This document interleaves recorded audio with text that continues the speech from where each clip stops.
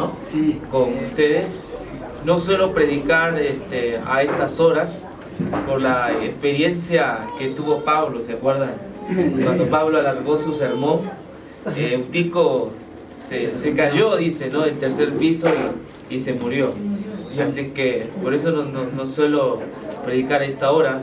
Pero en esta oportunidad, debido a que el Señor ha querido que podamos estar nosotros, porque la Biblia dice que la carne es débil, ¿no? Pero el espíritu está dispuesto. Así que bajo esos parámetros, entonces creo que el Espíritu Santo es el que ha permitido, ¿no?, que podamos estar en esta noche de vigilia. Se me ha pedido que vea el siguiente tema, la fidelidad de Dios. Amén. Vamos a hablar de la fidelidad de Dios. Y lo vamos a hacer a la luz del libro de Romanos. Por favor, a la luz del libro de Romanos. Romanos, el capítulo 3. ¿Sí? Usted puede anotar allí en su cuaderno, ¿no?, la fidelidad de Dios. Y lo voy a hacer, como digo, a la luz de Romanos, ¿no? ¿Qué es lo que Romanos habla con respecto a la fidelidad de Dios? Es decir, no me la voy a inventar. No es lo que piensa William Anduesa sobre la fidelidad de Dios, sino que dice Romanos referente a la fidelidad de Dios. Eso es bíblico, ¿no? Entonces, en el libro de Romanos, el capítulo 3, nosotros vamos a encontrar la idea central del pasaje. Romanos, el capítulo 3. Voy leyendo y luego oramos, ¿ya? Entonces dice, ¿qué ventaja tiene el judío? ¿O qué beneficio hay en la circuncisión? Muchos en todas maneras. Primero, que a ellos les ha sido confiada la palabra de Dios. Pues si algunos de ellos han sido incrédulos, su falta de fe anula la fidelidad de Dios.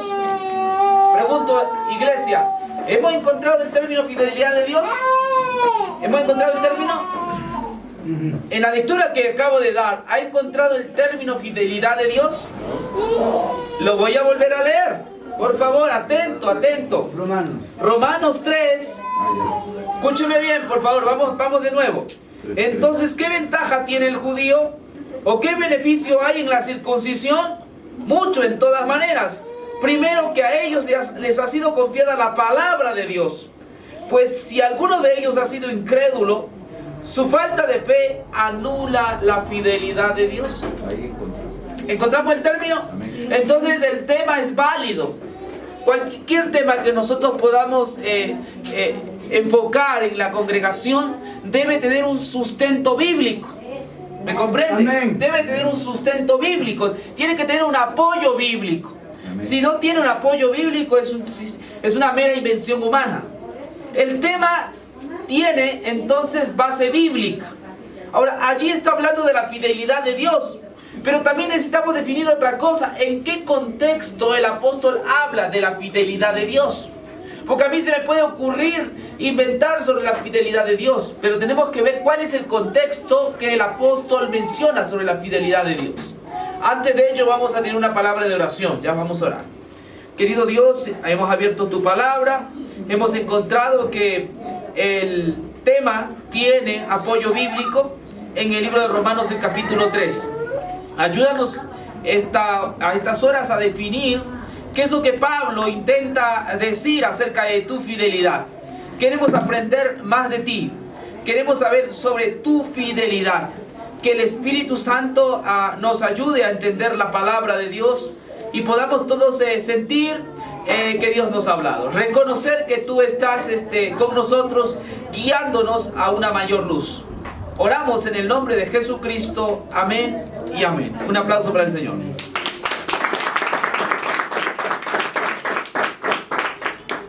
El apóstol Pablo viene hablando sobre los judíos. No, está hablando del pueblo judío, no del pueblo actual.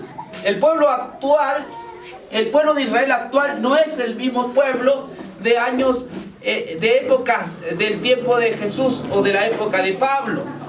Eso hay que tener en cuenta primeramente. Los judíos de ahora no representan nada. ellos rechazaron al Señor, crucificaron al Señor, y Dios no tiene nada que ver en Israel, aunque hoy día hay muchos evangélicos que hablan de ciertas profecías actualmente, pero no, todas las profecías sobre el pueblo judío se cumplieron cuando Jesús dijo: no quedará piedra sobre piedra. ¿Y cuándo no quedó piedra sobre piedra? Cuando el año 70, y esto es historia, los romanos incursionaron sobre Israel, sobre el pueblo judío, y la destruyeron. ¿No queda piedra? Se cumplió la profecía, no quedó piedra sobre piedra. O alguien me puede decir que el templo de Israel está en pie en estos momentos. Usted puede viajar a Israel y usted no va a encontrar templo, porque el templo ha sido destruido, porque Jesús había dicho una gran profecía que no iba a quedar piedra sobre piedra. Aunque hay evangélicos que dicen que se va a levantar el tercer templo, es imposible. Es imposible porque es irse en contra de la palabra de Dios, quien dijo que no iba a haber piedra sobre piedra. El pueblo de Israel fue el pueblo que crucificó a Jesús. Ese pueblo acabó, caducó. Hoy no tiene nada que ver. El pueblo actual que está allá no tiene nada que ver. No tiene nada que ver con la Escritura, no creen en la Escritura. Ellos tienen otras formas, pero no creen en la palabra de Dios. Entonces aquí está hablando en el contexto de esos judíos de la época de Pablo, no los actuales. Estos de paso tienen muchas mezclas. Difícilmente uno puede entender que sean judíos los de ahora. Bien, dice, entonces, ¿qué ventaja tiene el judío? No el judío de ahora, sino el judío de esa época. ¿Qué ventaja tiene? ¿O qué beneficio hay en la circuncisión? ¿Sí sabe alguien qué es la circuncisión? Yes. ¿Qué es la circuncisión? Que le cortan el glande, se puede decir. Ok, sí, ok. Es una operación que le hacen a la persona, ¿no? Para que, especialmente a los varones, ¿no? Para que pertenezcan al pueblo de Dios. Era sobre los varones, así que todo varón judío era circuncidado al 8º día, ¿no? O a los 8 días. ¿Estamos? Entonces, el texto bíblico está hablando de ellos, de la circuncisión de los judíos. Pero dice, ¿qué ventaja tiene? Pablo dice, mucho. ¿Por qué mucho? Porque dice primero que a ellos les ha sido confiada la palabra de Dios. ¿Y cómo es eso que a ellos les ha sido confiada la palabra de Dios? Es sencillo. Todos los autores de la Biblia fueron judíos. Juan fue judío. Pablo fue judío. Jesús, judío. A ellos les había sido confiada la palabra de Dios. Amén. A ellos les había sido confiada la palabra de Dios. Dios llamó a Moisés para que liberte ¿a quién? ¿A Ecuador? No, al pueblo de Israel. A ellos les había sido confiada la palabra. Cuando Dios libró al pueblo de Israel y los llevó por Egipto, ustedes se acuerdan, o por el desierto, los libró de Egipto, los llevó por el desierto, allí le enseñó una serie de lecciones y allí les dio su palabra. ¿Me comprende? ¿Quién fue el primer escritor de la Biblia? Moisés, exactamente. ¿Y cuál fue el primer libro de la Biblia escrito? ¿Cuál? No, Job, exactamente. Y lo escribió Moisés. ¿Se comprende? Los 5 primeros libros de la Biblia fueron escritos por Moisés. Por eso a los judíos les fue confiada la palabra de Dios. Dios había confiado su palabra a los judíos. ¿De dónde son los profetas? Judíos. El que dice que es profeta es falso profeta hoy en día, porque los profetas vienen de Israel. ¿Me comprende? Yo le digo así, hoy no hay profeta. El que dice que es profeta, no es profeta porque los profetas vienen de Israel.